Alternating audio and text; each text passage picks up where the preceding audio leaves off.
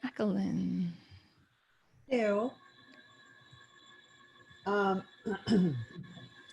So I've been having all this resistance around completing this section around the 3-year plan, and I've gotten right to the edge of it now. Now it's time to do bionic strategies and everything. And I finally went back and realized I hadn't written out my story. The story that you're supposed to write. Yeah. So I found that was very helpful to go back and keep looking at the history from, the perspective of after doing this work. I feel like I still have this resistance. I'm going to finish it. I know it's going to happen through this weekend, finish it up.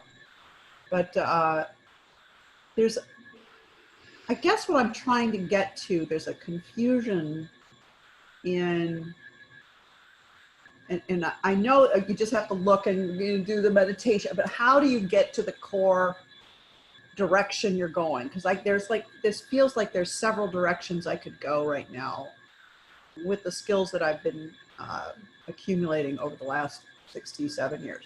So, so when it comes down to it, like there's this mentoring thing, and then there's this coaching thing. And I know they're very similar in skills that I'm taking, but it's almost like I could do 2 different versions of the 3-year plan. Like here's where mentoring will take me, and here's where coaching, and maybe bringing the coaching into the mentoring. I'm trying to see. I see what's happening. So you're going into the how before isolating the what. Yeah. And so and that's natural. I mean, I've been kind of curious about why we do this. Like if it's a trained behavior, or or like learned behavior, or if it's like an innate thing the human mind does. My on research theory on this is that it's a little bit of both, right? It's innate in the sense that like humans have a tendency, because of the reptilian brain, we have a tendency towards contraction, and how is very contracting. Like it's really easy to see how things won't work, or we make it harder than it is. And we don't get clear on like the bigger picture. We're not first in an expansive brainwave state.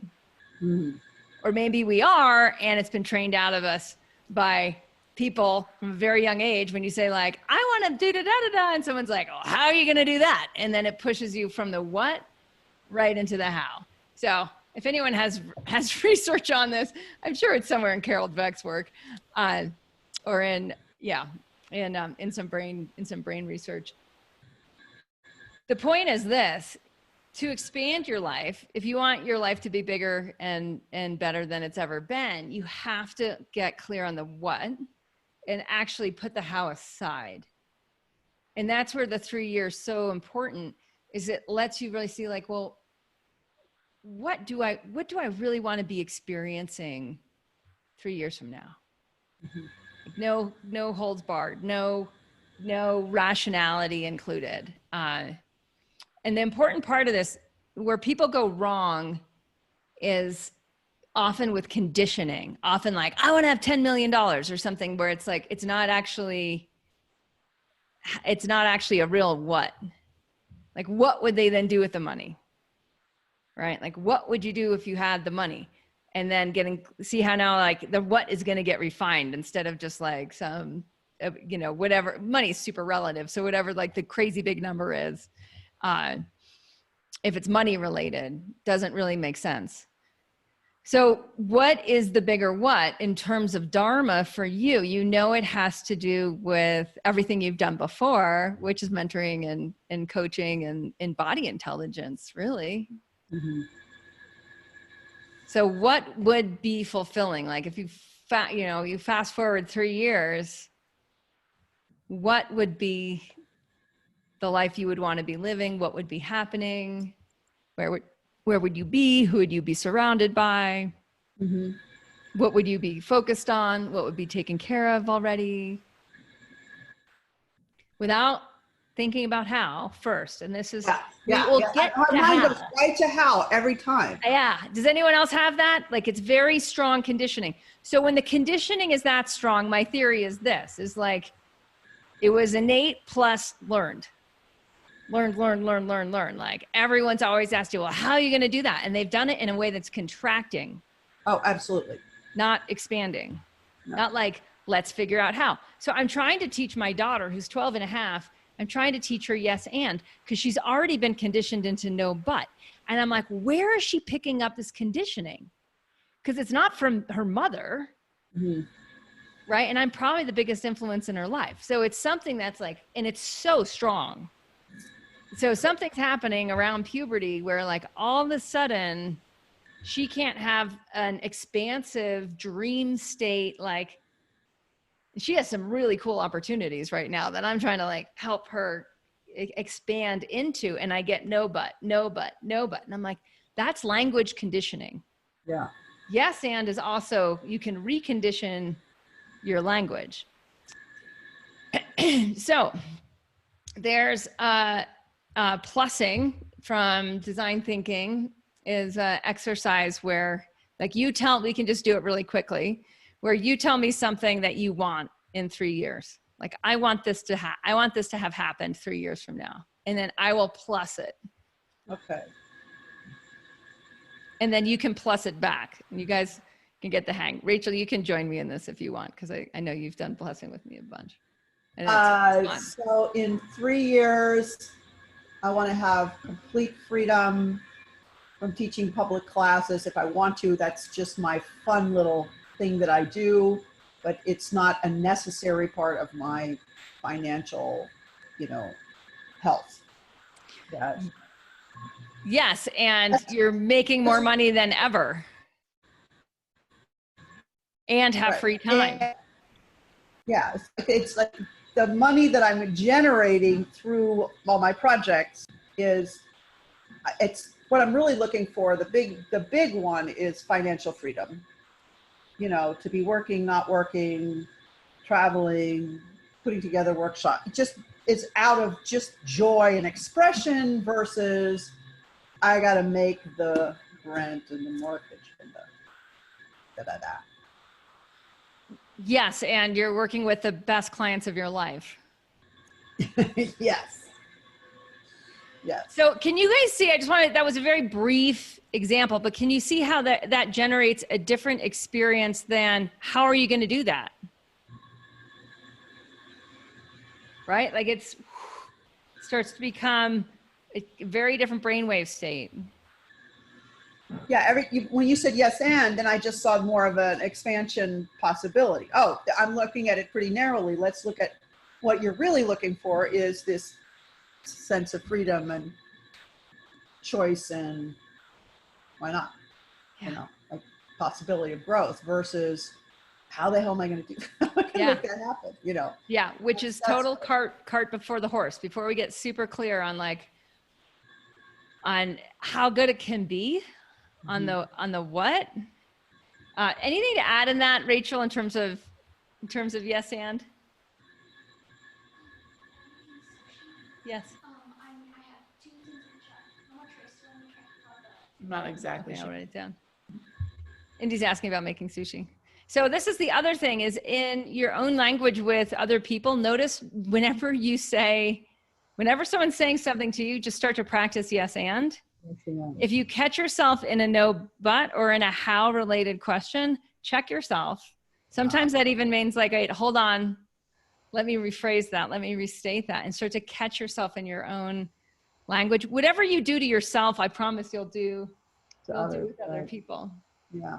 I think I'm doing that with my partner too. Yeah. So it's so prevalent. It's so in all of the ways that we think and do. And if Jackie, that you've been conditioned into this for, how many decades, right? Mm-hmm. And so when the conditioning's that strong, I think the wonderful thing about it is it's like an aha moment, right? Where you're like, oh, now I can change it. Mm-hmm. And the reason the resistance is coming up right here where you're at in awake living between 3-year target and then the how, because that's like right where you're at, is like you haven't, and it's so interesting. Like, why would there be resistance to dreaming? Right? And you're not the only one. You're not the only one. Like I it's actually had a time in my life where I dreamed the big dream. I wanted to be this actress in New York. I wanted to go to New York and be a stage actress. And, you know, I did everything and, you know, and it didn't turn out. It didn't work out. Although I found another path, which I absolutely adore and love and is better fit for me and everything. But I remember dreaming that dream and everybody said, no, but. And I just went through, you know what I mean? So there was a time in my life when I just stood up to that. And I think now I'm sort of like, you know, the parent of me in the no, but, not the yes and. So it's like going back to that very idealistic, you know, I can do anything. I can make this happen, you know. and I just want to separate a few things out, right? It's been interesting because David Nagel was talking about his daughter who had this. Actually, I've been listening to both David Nagel and James Altucher, both whose daughters had the same dream that you have. And their way of parenting to that is very different than what you just described. Mm-hmm. And so what they're both looking for is like iterations on lessons learned and experience gained.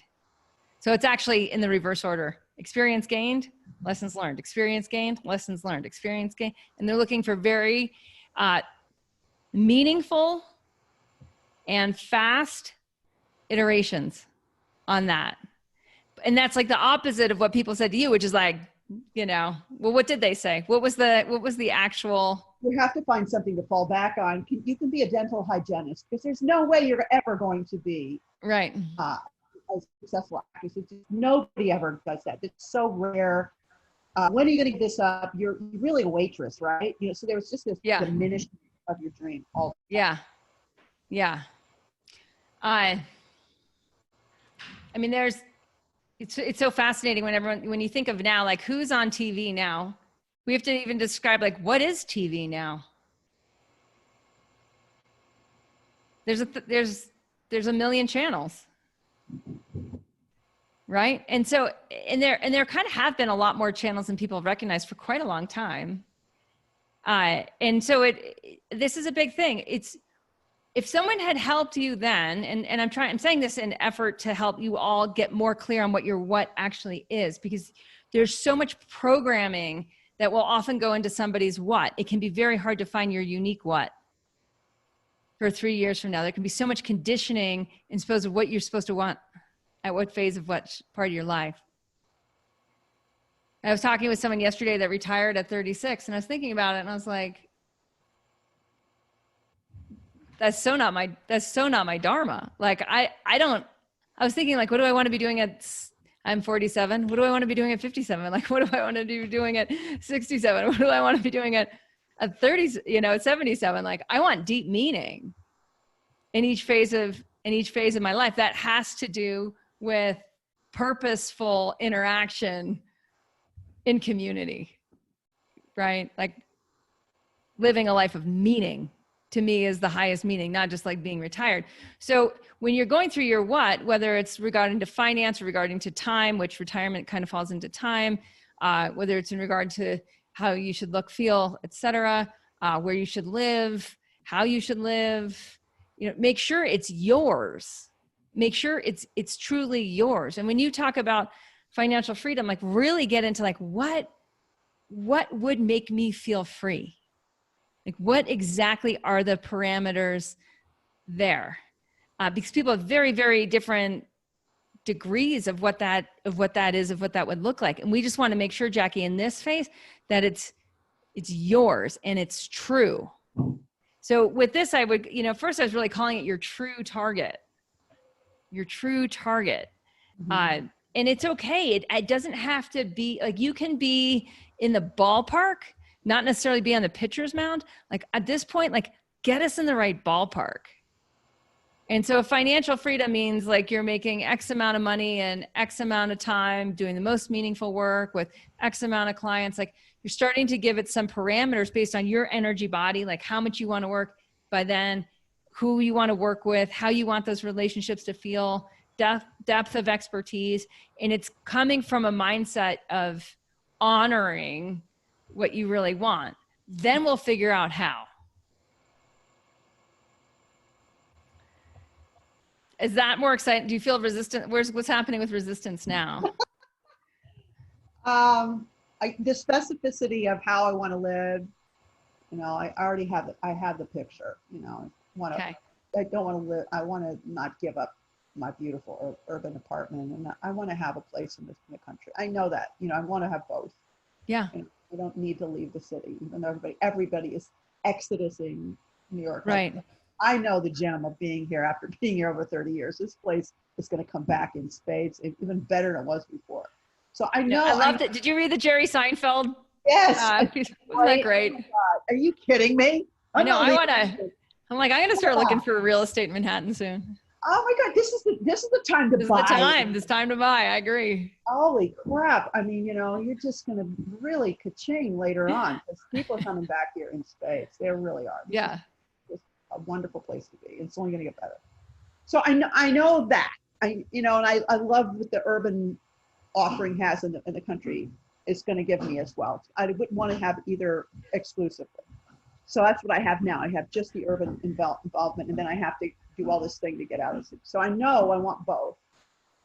And so a question might be there is around time versus ownership, because a lot of people confuse one with the other. If you want to spend 10 weeks in the country every year, you know, whether you want that to be at the same exact place or different places, et cetera, like that starts to change things. So that's a little bit of refinement on the what.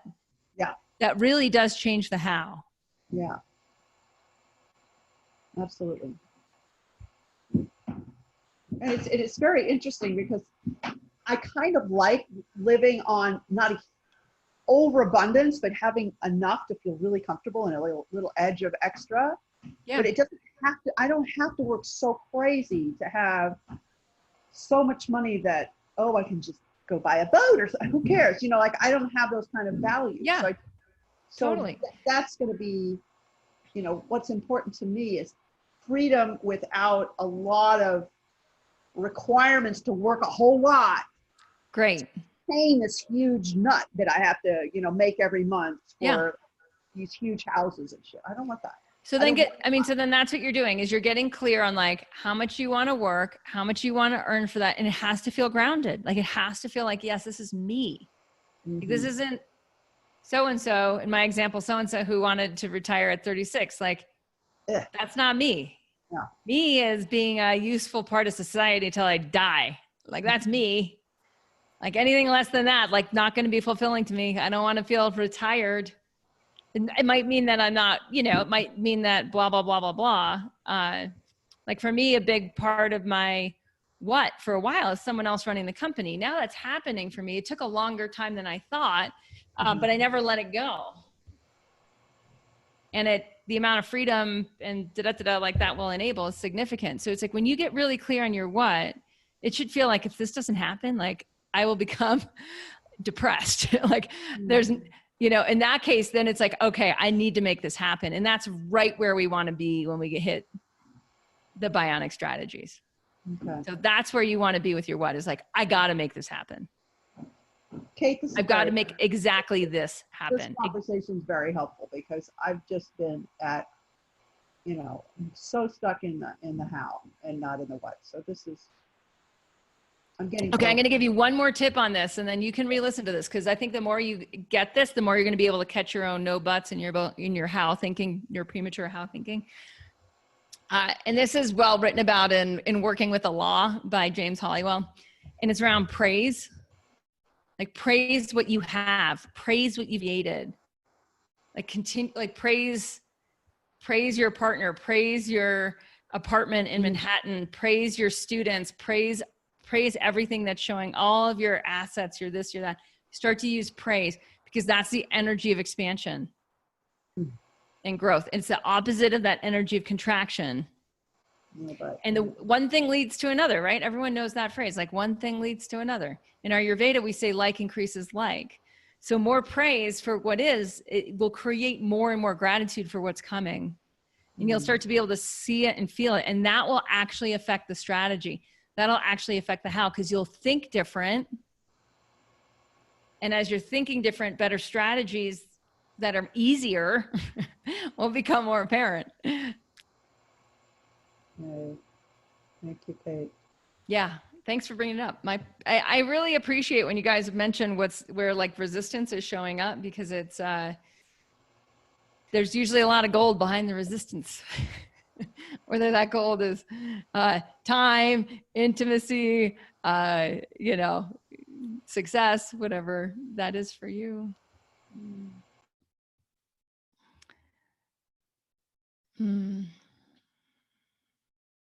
Yeah, I just want to read what Jill wrote about where we're taught not to dream supposedly so as not to be disappointed or let down.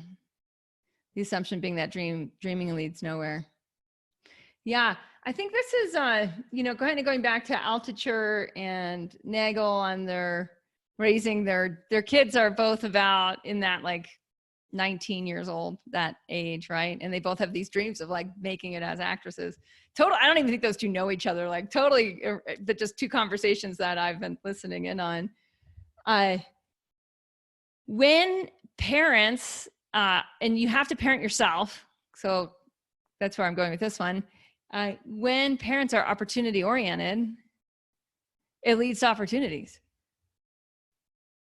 Now, the opportunity in actuality might look really different than the dream, but the essence of it will be the same.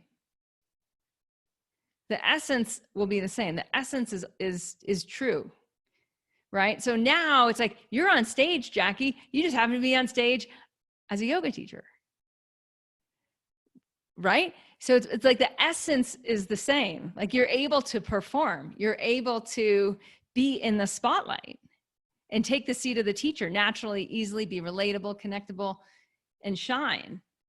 And shine is a big attribute of any star, right? Any star, anyone who's on stage shines. They have natural shine. It's part of the avatar makeup of that. So like when you look at the essence, just honoring the essence of it is what opportunity thinkers do.